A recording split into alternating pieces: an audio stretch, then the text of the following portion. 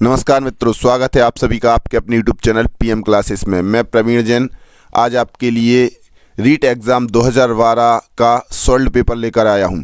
दोस्तों, यह संस्कृत भाषा का पेपर है और यह लेवल 2 पार्ट 1 का पेपर है। 30 प्रश्न इसमें हैं। तो दोस्तों, आप वीडियो को देखें और देखने के साथ साथ दोस्तों आप हमारे चैनल पीएम क्लासेस को सब्सक्राइब करके बेल आइकन ज़रूर दबाएं, जिससे हमारे अगले वीडियोज़ आप तक नोटिफिकेशन के माध्यम से पहुंच सकें। दोस्तों, हमने प्लेलिस्ट बनाई हुई है रीट एग्ज़ाम से संबंधित। उसमें हमारे और भी रीट एग्ज़ाम के वीडियोस अपलोड हैं जो पुराने हैं, पेपर हैं, तो आप उनको भी देख सकते हैं। दोस्तों, यह यदि आप सीटेट, एमपीटेट, यूपीटेट या एचटेट आदि की तैयारी भी कर रहे हैं तो इसके लिए भी यह वीडियो बहुत महत्वपूर्ण है। तो आप दोस्तों वीडियो को देखें। आइए दोस्तों देखते हैं 30 प्रश्नों को। सर्वप्रथम यहाँ पर गद्य पद है, तो हम गद्यांश में से प्रश्नों को देखेंगे। पहले गद्यांश को पढ़ते हैं, इसके अर्थ को समझते हैं। एक कहानी है। एकदा कश्चित मुनि कस्मिंश्चित् तडागे स्नानरतः आसीत्। एक बार कोई मुनि कस्मिंश्चित् तडागे मतलब किसी तालाब के किनारे स्नानरता आसीत्, स्नानरत थे, नहा रहे थे, स्नान कर रहे थे। स्नान समये कश्चित् क्षुद्र सर्पः तस्यांजलौ अपतत्। स्नान के समय में कश्चित् क्षुद्र सर्पः, कोई क्षुद्र सर्प, सांप, तस्यांजलौ उनकी अंजलि में, अंजलि मतलब हाथ में, अपतत मतलब आ गया। किंचित भीतः मुनिवरः अपृच्छत्। किंचित डर करके, थोड़ा डर करके मुनिवर ने पूछा, कोर भवान इति, आप कौन हो? सर्पः अवदत्, सर्प ने कहा, सपोहम। ततः श्रुत्वा, सर्प ने क्या कहा? सपोहम मतलब मैं सर्प हूं। तत्श्रुत्वा मुनिवरः पुनः अपृच्छत्। ऐसा सुनकर के मुनिवर ने पुनः पूछा, रेफ क्वागतः, रेफ कहाँ पर गई? मतलब जो यहाँ पर सप लिख दिया है, तो सप में तो पा में रेप होती है, सर्प, तो ये रेप कहाँ पर गई? ये वाली जो रेप है, रेप कहाँ गई? तो सर्पः उक्तवान, सर्प ने कहा, त्वया अपहृता, तुमने चुरा ली। इति, तुमने चुरा ली। कैसे चुरा ली? देखो, कोर भवान में इन्होंने जो पूछा था, तो क्या होता है? को भवान या कह भवान, आप कौन हैं? ये जो रेप है, ये रेप एस्ट्रा मुनि ने बोल दी थी, तो एस्ट्रा बोली थी, तो इधर की रेप इनने पहले ही चुरा ली थी, ऐसा इसमें इसका आशय है। तो सर्प ने सीधा साधा उत्तर दे दिया कि तुमने चुरा ली है। तो या अपहृता, आपके द्वारा अपहृत कर ली गई। मुनिवरः स्वदोषम ज्ञात्वा, मुनिवर अपने दोष को जान करके लज्जितः अभवत्, लज्जित हुए। सह ज्ञातवान,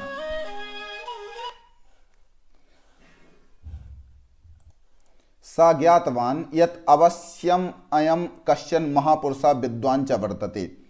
और वह जान गए, मुनिवर जान गए, यत् अवश्यम अयम, अवश्य ही यह, कश्चन मतलब कोई, महापुरुष, विद्वान् च वर्तते, एक महापुरुष और विद्वान है। कौन? सर्प।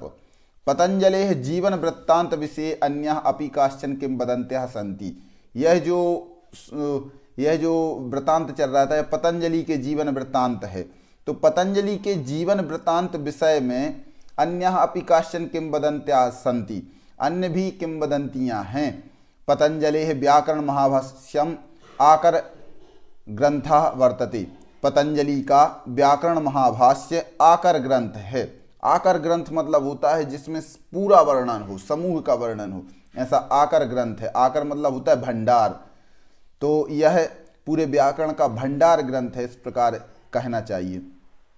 तस्य योग विषयकः अपि विलक्षण ग्रंथः वर्तते। उनके योग विषयक भी एक विलक्षण ग्रंथ है। योग में जो पतंजलि का नाम चलता है वह वही पतंजलि हैं जो व्याकरण में जिनका नाम है। महाभाष्य जिनका बहुत 84 आन्यक वाला एक महाभाष्य बड़ा ग्रंथ है, तो इनका योग विषयक भी एक विलक्षण ग्रंथ है। पतंजलि व्याकरण विषय यावान अधिकारा आसीत् तावान अधिकारा योगे आयुर्वेदे अपि आसीत्। पतंजलि का व्याकरण विषय में जितना अधिकार था, तावान मतलब उतना ही अधिकार योग और आयुर्वेद में भी था। इस प्रकार तो दोस्तों यहाँ पर यह एक किंवदंती थी पतंजलि के विषय में। अब हम प्रश्नों को देखते हैं। सर्पः कुत्र अपतत, सर्प कहाँ पर गिरा? तो जब मुनिवर स्नान कर रहे थे तो सर्प कहाँ पर गिरा था? तस्यांजलौ, उनकी अंजलि में। तो उनकी अंजलि में गिरा था, तो इसलिए यहाँ पर बी आंसर बिल्कुल सही है। अगला प्रश्न, उक्तवान इत्यत्र कहा प्रत्यय? उक्तवान में कौन सा प्रत्यय है? तो उक्तवान में जो प्रत्यय है तवतु, ता, मतुप, बतुप। तो दोस्तों जो मतुप और बतुप प्रत्यय हैं यह धातुओं से नहीं होते हैं। यह जो प्रत्यय है मतुप और बतुप यह धातुओं से ना होकर के यह होते हैं शब्दों से। तो यह तो नहीं होंगे क्योंकि यहाँ पर धातुओं से प्रत्यय हुआ है। अब है तवतु और ता। तो तवतु प्रत्यय यहाँ पर है, यह ए सही इसका आंसर है। तवतु प्रत्यय है। बच धातु से तवतु प्रत्यय करने पर बनता है उक्तवान, और बच धातु से ता प्रत्यय करने पर बनता है उक्तः। अगला प्रश्न, पतंजलि इत्यत्र कहा संधि विच्छेदः? पतंजलि यहाँ पर संधि विच्छेद क्या है? तो पतंजलि में जो संधि विच्छेद है, पत प्लस अंजलि, पतम प्लस जलि, पतत प्लस अंजलि, पतम प्लस अंजलि। तो आपने यदि संधि पढ़ी हो तो सकंद्वादिषु पररूपम वाच्यम से यहाँ पर पररूप संधि होती है, और पतत प्लस अंजलि यह पतंजलि बनता है। पतत प्लस अंजलि में जो अत है, यह जो टी संज्ञक अत है, आ ता में जो आ मिला हुआ है, यह आ और ता, ये अत मिल करके इस आ में मिल जाते हैं। तो यहाँ पर अत आ में आ मिल जाता है, आ में कोई परिवर्तन नहीं होता है, और यहाँ पर आधा ता बचता है, ये बीच वाला ता, तो मिला देते हैं तो पतंजलि बन जाता है। इस प्रकार यहाँ पर जो संधि होती है पररूप संधि होती है सकंद्वादिषु पररूपम वाच्यम सूत्र से। सकंदु, करकंदु आदि भी इसी के रूप हैं। अगला प्रश्न, मुनिवरः लज्जितः अभवत्, मुनिवर लज्जित हुए, वाक्ये स्थितम क्रियापदम लोट लकारे परिवर्तयत्। जो यहाँ पर क्रियापद है, इस क्रियापद को हमें लोट लकार में परिवर्तित करना है। तो क्रियापद आप जानते ही हैं, क्रियाएं चलना, उठना, बैठना, होना। तो अववत, मुनिवर लज्जित हुए, तो यहाँ पर जो अववत है यह क्रियापद है, और इसको हम बदलना है लोट लकार में। लोट लकार जो होता है आज्ञार्थक होता है, और यहाँ पर जो प्रयोग है लंग लकार का है, भूतकाल का है। तो लोट लकार में क्या बनता है? भू धातु से भवतु, भवताम, भवंतु। अब यहाँ पर एक वचन का था, प्रथम पुरुष एक वचन का, तो प्रथम पुरुष एक वचन का हम लगा देंगे भवतु। मुनिवरः लज्जितः भवतु। इस प्रकार यहाँ पर राइट आंसर हो जाएगा भवतु। अगला प्रश्न है, पतंजलि आकर ग्रंथस्य नाम किम? पतंजलि के आकर ग्रंथ का नाम क्या है? भंडार ग्रंथ का क्या नाम है? एक खजाने रूप में यह जो ग्रंथ है भंडार रूप में है, तो इसका नाम है महाभाष्यम, व्याकरण महाभाष्यम। 84 आन्यक इस व्याकरण महाभाष्य में है। अगला प्रश्न है, सपोहम इति कह अवदत्? सपोहम यह किसने कहा था? मुनि, पतंजलि, सर्पः या सपः? तो इसका राइट आंसर है सर्पः, सर्प ने कहा था। सपोहम यह किसने कहा था? सर्प ने। क्यों कहा था?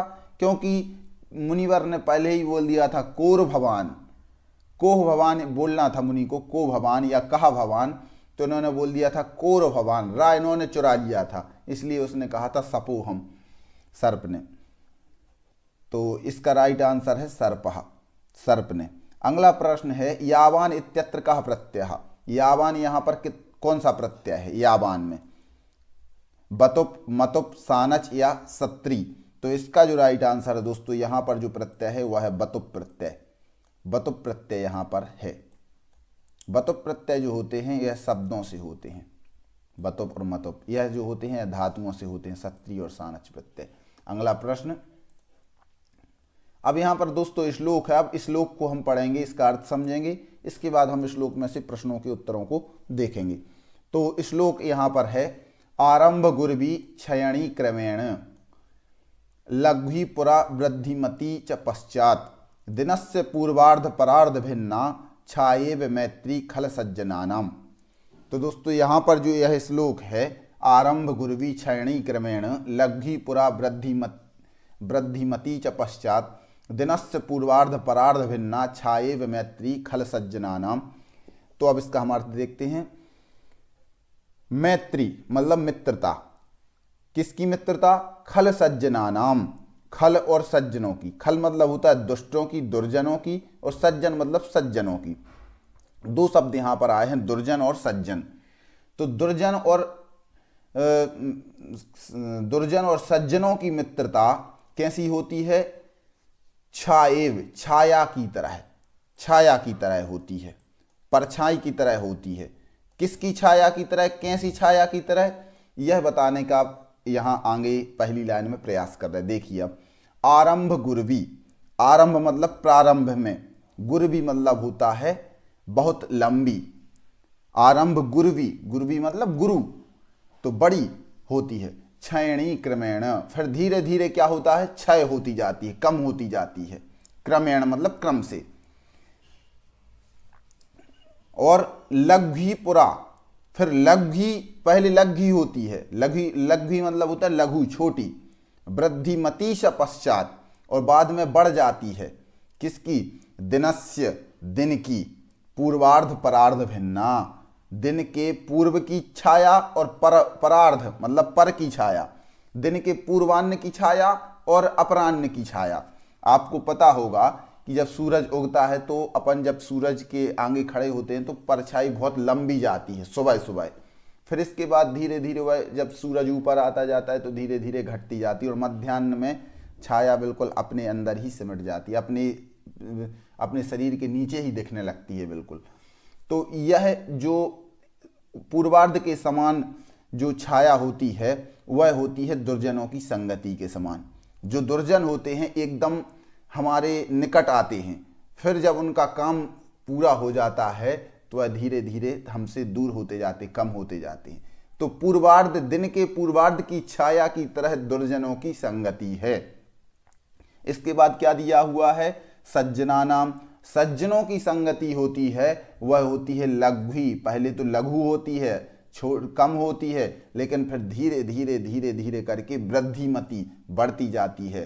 परार्ध छाया की तरह, दिन के अपराह्न की छाया की तरह। जैसे दिन के मध्याह्न में छाया कम होती है, लेकिन फिर शाम होते होते होते होते फिर हमारी छाया लंबी दिखने लगती है। इसी प्रकार हमारी जो सज्जनों की मित्रता होती है, पहले तो कम दिखती है लेकिन धीरे धीरे धीरे वह गहरी मित्रता होती जाती है। यह इस प्रकार इसमें समझाने का प्रयास किया है। तो पहली जो लाइन है, यह लाइन, पहली लाइन, इसमें दुर्जनों की संगति बताई हुई है, और दूसरी लाइन में इसमें बताई हुई है सज्जनों की संगति। यह पूर्वान्न की छाया की तरह, यह परार्ध मतलब अपराह्न की छाया की तरह है। तो अब हम इनके प्रश्नों को देखते हैं दोस्तों। खल सज्जनानाम मैत्री पश्चात कीदृशी भवति। खल सज्जनानाम मतलब दुर्जनों की और सज्जनों की संगति, मैत्री पश्चात कीदृशी भवति। पश्चात मतलब बाद में कैसी हो जाती है? तो बाद में जो हो जाती है वह हो जाती है गुरवी, वृद्धिमती, दीर्घा या लघ्वी।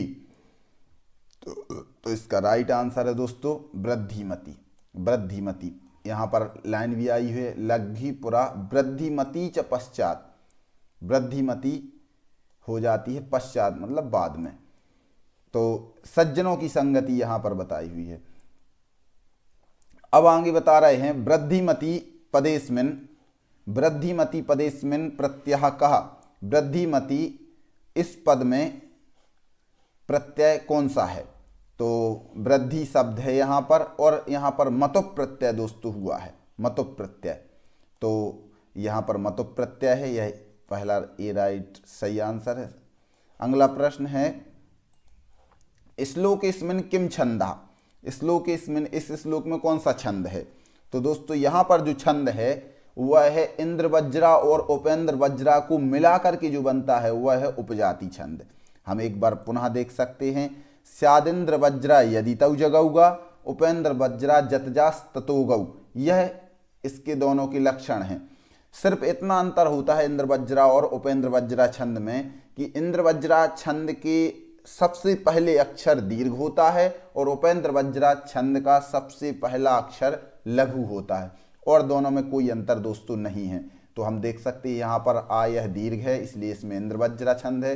यहाँ पर ला ह्रस्व है लेकिन घा आधा घा होने के कारण, यह भी संयुक्त अक्षर होने के कारण दीर्घ की कोटि में आता है, तो यहाँ पर भी इंद्र वज्रा छंद है। फिर यहाँ पर तीसरी लाइन में दी छोटा है, तो यह ह्रस्व होने के कारण इसमें उपेंद्र वज्रा छंद है, और यहाँ पर दोस्तों पुनः इंद्र वज्रा छंद है। इसलिए 4 चरण में से सिर्फ एक में उपेंद्र वज्रा है तीसरे चरण में, और तीनों चरणों में इंद्र वज्रा छंद है, और दोनों के मिले जुले होने के कारण यहाँ पर छंद जो है वह है उपजाति। उपजाति छंद जो होता है वह इंद्र वज्रा और उपेंद्र वज्रा से मिल करके बनता है, तो यहाँ पर छंद है उपजाति। अगला प्रश्न है छाएव इत्यत्र संधि विच्छेदः कहा। छाएव, इसका संधि विच्छेद क्या है? तो छाया प्लस इव, छाया इव, छाया की तरह, इव मतलब होता है तरह, समान, तो छाया के समान छाएव, इस प्रकार यहाँ पर जो संधि विच्छेद होगा यह है ए, छाया प्लस इव। अगला प्रश्न है पूर्वार्धम पूर्वम चा तत्अर्धम इत्यत्र का समासः। पूर्वार्धम में समास कौन सा है? पूर्वम चा तत्अर्धम, यह इसका विग्रह है, और यहाँ पर जो दोस्तों समास है वह है कर्मधारय समास। कर्मधारय समास है यहाँ पर, पूर्वार्धम में कर्मधारय समास, पूर्वम चा तत्अर्धम। अगला प्रश्न है भिन्ना इत्यत्र कौ प्रकृति प्रत्यय। भिन्ना में इस यहाँ पर भिन्ना शब्द में इसका प्रकृति प्रत्यय क्या है? तो दोस्तों भिन्ना में जो प्रकृति प्रत्यय है, यहाँ पर धातु है भिद और प्रत्यय है ता प्रत्यय। भिद धातु से ता प्रत्यय करने पर बनता है भिन्ना, और यहाँ पर जो भिन्ना शब्द है यह स्त्रीलिंग का है। पुल्लिंग में बनता है दोनों विसर्ग वाला, जब स्त्रीलिंग में करेंगे तो आ जाता है टा प्रत्यय लग के बन जाता है भिन्ना, तो यहाँ पर स्त्रीलिंग का भिद धातु का ता प्रत्यय है। अगला प्रश्न पुरा इति पदस्य विलोम पदम विद्यते। पुरा इस पद का विलोम शब्द क्या है? तो पुरा इस पद का विलोम शब्द हमें बताना है। पुरा मतलब होता है प्राचीन समय में, पुरा या फिर आगे। पुरा मतलब होता है प्राचीन समय भी होता है, और पुरा मतलब आगे, ऐसा पुरा मतलब आगे मतलब सामने, तो पुरा मतलब सामने, और इसका विलोम पद हो जाएगा पश्चात, मतलब सामने का हो जाएगा पीछे, तो पश्चात मतलब पीछे। तो पुरा मतलब होता है सामने, हमारे सामने, पुरतः पुरः, और पश्चात मतलब पीछे। अगला प्रश्न है वाच्य परिवर्तनम कुरुत। वाच्य परिवर्तन दोस्तों करना है। हमने दोस्तों आपके पिछले वीडियो में बताया कि वाच्य परिवर्तन यदि आप पूरे शुरू से अच्छी तरह से सीखना चाहते हैं तो मैंने 1-1.5 घंटे की अच्छी वीडियो बनाई है, जो कि आप देख सकते हैं। हम यहाँ पर लिंक आ गई होगी, आप यहाँ पर लिंक पर जाकर के भी देख सकते हैं। यह वीडियो भी देखें आप, इसके बाद भी देख सकते हैं। हमारे वीडियोस की प्लेलिस्ट में भी डली हुई है, व्याकरण वाली प्लेलिस्ट में, उसमें कर्तृवाच्य, कर्मवाच्य और भाववाच्य परिवर्तन लिखा हुआ है वीडियो में, तो आप उस वीडियो को जरूर देखें। देखते हैं वाच्य परिवर्तनम करो। शिशु जलम पिबति, शिशु जल पीता है, शिशु जलम पिबति सामान्य वाक्य है। अब हमें इसको करना है परिवर्तन कर्मवाच्य में। यह जो है कर्तृवाच्य का है। तो दोस्तों कर्तृवाच्य का जो नियम है वह है 1, 2 और 1, मतलब कर्ता में प्रथमा, कर्म में द्वितीया, और जो प्रथमा है यह इसके अनुसार चलेगी, कर्ता के अनुसार क्रिया चलती है, यह तीसरी क्रिया होती है। तो क्रिया किसके अनुसार होती है? कर्ता के अनुसार। अब हम जब इसको बदलते हैं तो यह परिवर्तित हो जाता है 3, 1 और 1 में, मतलब यहाँ जो कर्ता प्रथमा विभक्ति थी कर्ता में, तो अब कर्ता में हम कर देंगे कौन सी विभक्ति? तृतीया विभक्ति। और यहाँ पर जो कर्म में द्वितीया विभक्ति थी, अब हम इसको कर देंगे प्रथमा विभक्ति। और ये जो क्रिया है यह क्रिया चलेगी किसके अनुसार? कर्म के अनुसार, क्योंकि जिसमें प्रथमा विभक्ति होती है उसी के अनुसार क्रिया चलती है। तो यहाँ पर हम अब क्रिया चलेगी कर्म के अनुसार। तो देखते हैं शिशु, शिशु यह प्रथमा विभक्ति का है, अब हम इसको तृतीया में परिवर्तन करेंगे तो क्या बन जाएगा? शिशुना, शिशुना रूप बनता है। तो शिशुना तीनों में लिखा हुआ है, शिशुना, यह इसमें यह शिशुना गलत है, तो यह तो पहले से ही गलत हो गया। अब इसके बाद देखते हैं जलम, जलम नपुंसकलिंग का शब्द है, जलम जलम, जलम जले जलानी, जलम जलम जले जलानी। तो इस प्रकार रूप चलते हैं जल के। तो जलम ज्यों का त्यों रहेगा, प्रथमा में भी और द्वितीया में भी एक सा रूप बनता है, तो जलम का जलम ज्यों का त्यों रहेगा। तो यहाँ पर भी जलम दिया हुआ है, यहाँ पर भी जलम दिया हुआ है, यहाँ पर भी जलम दिया हुआ है। अब दोस्तों है पिबती। अब पिबती में जो परिवर्तन होगा, पिबती में धातु कौन सी है आपको पता होगा, पिबती में धातु है पा। पिब धातु नहीं है दोस्तों, कई लोग पिब धातु बोल देते हैं, पा धातु है यहाँ पर है, और पा धातु को ही पिब में परिवर्तन होता है कर्तृवाच्य में। लेकिन जब यहाँ पर पा धातु है तो पा धातु के साथ हमें क्या जोड़ना है, हमने बताया था कभी भी हम जब कर्मवाच्य की क्रिया बनाते हैं तो उसमें यते जोड़ा जाता है धातु के साथ। जैसे पठ धातु से पठ्यते, लव धातु से लभ्यते, लिख धातु से लिख्यते, चल धातु से चल्यते। इसी प्रकार दोस्तों पा धातु से क्या बनेगा, पायते। पायते नहीं बनेगा दोस्तों, एक बात और ध्यान रखना है, यहाँ पर थोड़ा चेंज हो जाता है, पा धातु का हो जाता है पी, तो पीयते बनता है। अब देखिए आप पीयते कहाँ पर दिया हुआ है, यहाँ पर दिया हुआ है पीयते, तो इसका राइट आंसर है बी। बी इसका राइट आंसर है। इसी प्रकार दोस्तों मैंने समझाया हुआ है, आप उसको जरूर देखें, आपके लिए बहुत मजा आएगा। लिंक यहाँ पर आ गई होगी। अगला प्रश्न, रमा सीता की दुष्टों से रक्षा करती है। रमा सीता की दुष्टों से रक्षा करती है। संस्कृत अनुवादम करो, संस्कृत में अनुवाद करना है। तो रमा सीताम दुष्टेभ्य रक्षति, रमा सीतया दुष्टान रक्षति, रमया सीता दुष्टेभ्य त्रायते, रमा सीता खलानाम रक्षति। अब हम इसको अनुवाद करेंगे, तो अनुवाद करेंगे तो देखते हैं, पहले तो हम कर्ता को बदलेंगे। तो इसका जो देखो रमा, तो रमा ज्यों का त्यों रहेगा क्योंकि कर्ता है यहाँ पर रमा, तो रमा यहाँ पर ज्यों का त्यों रहना चाहिए। दोनों तीन में रमा है, इसमें यह गलत हो गया है। अब किसकी रक्षा हो रही है, सीता की, तो कर्म क्या है सीता, तो सीता में हो जाएगा द्वितीय विभक्ति। द्वितीय विभक्ति कहाँ पर है, यहाँ तृतीया कर दिया है, यहाँ सीता एक वचन प्रथमा विभक्ति ही है, यहाँ पर भी प्रथमा विभक्ति, सीता में यहाँ पर है, बस एक ही बचा है। तो अब दुष्टेभ्य दुष्टों से, दुष्टेभ्य रक्षति मतलब रक्षा करती है, ए बिल्कुल राइट आंसर है ए। अगला प्रश्न, वयम विद्यालयात आगच्छामः। वयम विद्यालयात आगच्छामः, यहाँ पर जो रेखांकित पद है इसका प्रश्न निर्माण करणीयम, प्रश्न निर्माण करना है। तो विद्यालयात के स्थान पर हो जाएगा कस्मात्। कस्मात् मतलब कहाँ से, तो वयम विद्यालयात आगच्छामः, मैं विद्यालय से हम सब विद्यालय से आ रहे हैं। तो हम सब कहाँ से आ रहे हैं, तो कहाँ से के लिए बोलते हैं कस्मात्, यह राइट आंसर। यहाँ पर पंचमी थी तो यह भी हमने पंचमी वाला ही लिया। अगला प्रश्न, वाच्य परिवर्तनम करणीयम, फिर से पुनः वाच्य परिवर्तन हमें करना है। सा उच्चई हसती मतलब वह जोर से हंसती है। सा उच्चई हसती, यहाँ पर सा को हम क्या बदलेंगे, प्रथमा है तो तृतीया में बदल लेंगे। सा का हो जाएगा तया। तया, तो तया कहाँ पर दिया हुआ है, एक ही में दिया हुआ है, इसमें नहीं है, इसमें नहीं है, इसमें भी नहीं है। तया उच्चई, उच्चई है अव्यय, अव्यय के कोई रूप चेंज नहीं होते तो ज्यों कहते हो। और हस धातु है यहाँ पर, और क्या जोड़ना पड़ता है, यते। जी हाँ दोस्तों, यते जोड़ना पड़ता है, तो हस यते हस्यते, यह आपकी क्रिया बन गई, यह राइट आंसर है। अगला प्रश्न, रिक्त स्थानम पूरित्वा सूक्तिम रचयत। रिक्त स्थान की पूर्ति करके हमें सूक्ति की रचना करनी है। परमो धर्मः, क्या शब्द आया आपने पढ़ा होगा, अहिंसा परमो धर्मः, अहिंसा ही परम धर्म है, तो अहिंसा परमो धर्मः, यह इसका राइट आंसर है। अगला प्रश्न, गुरु शिष्यात् प्रश्नम पृच्छति। गुरु शिष्य से प्रश्न पूछता है। वाक्यमिदं संशोधयत, इस वाक्य का हमें संशोधन करना है, सही करना है। गुरु शिष्यात् प्रश्नम पृच्छति, तो गुरु शिष्यम प्रश्नम पृच्छति, गुरु शिष्येण प्रश्नम पृच्छति, गुरु शिष्यम प्रश्नः पृच्छति, गुरु शिष्याय प्रश्नम पृच्छति।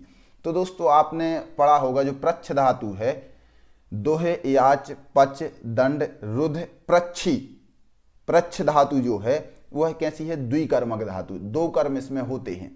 तो जहाँ पर दो कर्म दिए हुए हैं, यहाँ पर कर्म एक ही है, यहाँ पर एक कर्म नहीं है, यहाँ पर एक चतुर्थी है, इसमें एक कर्म है, इसमें यह प्रथमा विभक्ति लगा दी है, यहाँ पर यह कर्म है, यहाँ पर दोनों यह द्वितीय विभक्ति लगी हुई है, मतलब दोनों कर्म हैं। तो गुरु शिष्यम प्रश्नम पृच्छति, यह बिल्कुल राइट आंसर है। गुरु शिष्यम प्रश्नम पृच्छति। दोहियाच पचदंड रुद्र पृच्छि चीब्रू, आपने अकथितम च सूत्र में कारक प्रकरण में आपने पढ़ा होगा। यहाँ पर दो कर्म हैं, इस कारण से यहाँ पर पृच्छ धातु के साथ हमेशा दो कर्म होते हैं, द्विकर्मक धातु होती है। यदि दो शब्द आए हैं तो द्विकर्मक धातु यह है पृच्छ धातु, तो यह राइट आंसर है। अगला प्रश्न है संस्कृत शिक्षा। अब यहाँ पर जो प्रश्न है दोस्तों वह है शिक्षा शास्त्र से, संस्कृत के शिक्षा शास्त्र से। तो संस्कृत शिक्षण सर्वोत्तम विधि, संस्कृत शिक्षण की सर्वोत्तम विधि क्या है? तो संस्कृत शिक्षण की जो सर्वोत्तम विधि है, सबसे सही विधि है, वह है प्रश्नोत्तर विधि। प्रश्नोत्तर विधि संस्कृत शिक्षण की सर्वोत्तम विधि मानी गई है। अगला प्रश्न है व्याकरणानुवाद विधि प्रवर्तकः का, व्याकरणानुवाद विधि के प्रवर्तक कौन हैं? तो व्याकरणानुवाद विधि जो है इसके प्रवर्तक कौन हैं? इसके प्रवर्तक हैं डॉक्टर रामकृष्ण गोपाल भंडारकर। इसको हम भंडारकर विधि भी कहते हैं। व्याकरण अनुवाद विधि को ही हम क्या कहते हैं? भंडारकर विधि। इसके प्रवर्तक हैं डॉक्टर रामकृष्ण गोपाल भंडारकर। अगला प्रश्न भाषा कौशलस्य विकासः कथम क्रियते, भाषा कौशल का विकास कैसे किया जाता है? तो भाषा कौशल का विकास जो होता है लेखनेन, श्रवणेन, उच्चारणेन या पठनेन। भाषा कौशल का विकास हमें दोस्तों करना है तो हम भाषा कौशल का विकास किससे करते हैं? उच्चारण से। जब उच्चारण करेंगे तभी तो भाषा को हम सीख पाएंगे। तो उच्चारणेन, उच्चारण से ही भाषा कौशल का विकास किया जा सकता है। यह राइट आंसर है। अगला प्रश्न है मौखिक परीक्षायाः भेदः नास्ति, मौखिक परीक्षा का भेद नहीं है। कौन सा नहीं है? शलाका परीक्षा, शास्त्रार्थ परीक्षा, वस्तुनिष्ठ परीक्षा या फिर भाषण परीक्षा। तो इसका जो राइट आंसर है दोस्तों वह है वस्तुनिष्ठ परीक्षा। वस्तुनिष्ठ परीक्षा, मौखिक परीक्षा का भेद नहीं है। शलाका परीक्षा मतलब कहीं भी एक पुस्तक में हम शलाका रख देंगे, सुई रख देंगे, उसको खोलेंगे, वहां से आप सुनाइए, तो यह मौखिक परीक्षा हो गई। शास्त्रार्थ भी मौखिक होता है, भाषण परीक्षा भी मौखिक होती है, लेकिन वस्तुनिष्ठ जो परीक्षा होती है, जैसे वस्तुनिष्ठ मतलब यही एक प्रश्न दे दिया और इसके 4 ऑप्शन दे दिए, तो यह लिखित ही होती है, मौखिक नहीं होती है। अगला प्रश्न निश्चित उत्तरात्मक प्रश्न कहा, निश्चित उत्तर वाले प्रश्न क्या हैं, कौन से हैं? निश्चित उत्तरात्मक प्रश्न, वस्तुनिष्ठ प्रश्न, अति लघु उत्तरात्मक प्रश्न, लघु उत्तरात्मक प्रश्न या फिर निबंधात्मक प्रश्न। तो दोस्तों आप समझ गए होंगे निश्चित उत्तर वाले जो प्रश्न होते हैं वह होते हैं वस्तुनिष्ठ प्रश्न। जो विकल्पात्मक प्रश्न होते हैं, हम विकल्प देते हैं, यही तो वस्तुनिष्ठ प्रश्न कहलाते हैं और यह निश्चित उत्तर वाले प्रश्न हैं। अगला प्रश्न प्रश्न पत्रे कति उद्देश्यानि भवन्ति, प्रश्न पत्र के कितने उद्देश्य होते हैं? प्रश्न पत्र में कितने उद्देश्य होते हैं? 2, 3, 5 या फिर 4। तो इसका जो राइट आंसर है दोस्तों वह है 4 उद्देश्य। प्रश्न पत्र में 4 उद्देश्य होते हैं। प्रश्न पत्र के जो उद्देश्य हैं वह 4 हैं। अगला प्रश्न शिक्षका स्वशिक्षणस्य मूल्यांकनाय छात्रेभ्यः किं प्रददाति, शिक्षका मतलब शिक्षक स्वशिक्षणस्य अपने शिक्षण के मूल्यांकन के लिए छात्रेभ्यः छात्रों के लिए किं प्रददाति क्या देता है? गृह कार्यम, पठन कार्यम, भ्रमण कार्यम या फिर श्रवण कार्यम। तो दोस्तों इसका जो राइट आंसर है आप समझ गए होंगे, गृह कार्य ही देते हैं शिक्षक। शिक्षका स्वशिक्षणस्य मूल्यांकनाय छात्रेभ्यः किं प्रददाति, तो गृह कार्यम, गृह कार्य देते हैं अपने शिक्षण के, अपने पढ़ाए हुए विषय के मूल्यांकन के लिए। अगला प्रश्न पठने दुर्बल छात्राणां कृते कीदृशं शिक्षणं प्रदीयते, पठने मतलब पठन में, पढ़ने में, दुर्बल छात्राणां जो दुर्बल हैं ऐसे छात्रों के लिए कीदृशं शिक्षणं प्रदीयते कैसा शिक्षण देना चाहिए या देते हैं? तो गद्य शिक्षणम, पद्य शिक्षणम, उपचारात्मक शिक्षणम या फिर कथा शिक्षणम। तो दोस्तों इसका जो राइट आंसर है वह है सी, उपचारात्मक शिक्षण। उनको उपचारात्मक शिक्षण देते हैं जो पढ़ने में दुर्बल हैं ऐसे छात्रों को। अगला प्रश्न कक्षा शिक्षणे छात्राणाम उच्चारणाभ्यासः केन शिक्षणादिगम साधनेन कर्तुम शक्यते, कक्षा शिक्षण में छात्रों के उच्चारण का अभ्यास किस शिक्षणादिगम से के साधन से कर सकते हैं? तो मानचित्र के द्वारा, रेखा चित्र के द्वारा, पाठ्यपुस्तक के द्वारा या फिर ध्वनि अभिलेख के द्वारा। तो इसका जो राइट आंसर है दोस्तों वह है डी ध्वनि अभिलेख के द्वारा।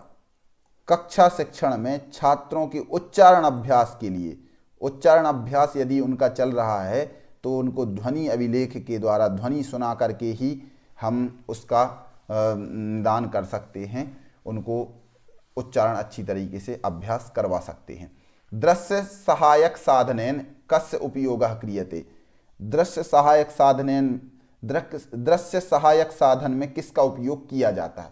शुद्ध लेखनस्य, उच्चारणस्य, उभयोः, केवल पठनस्य। तो दोस्तों इसका जो राइट आंसर है वह है उभयोः, मतलब दोनों।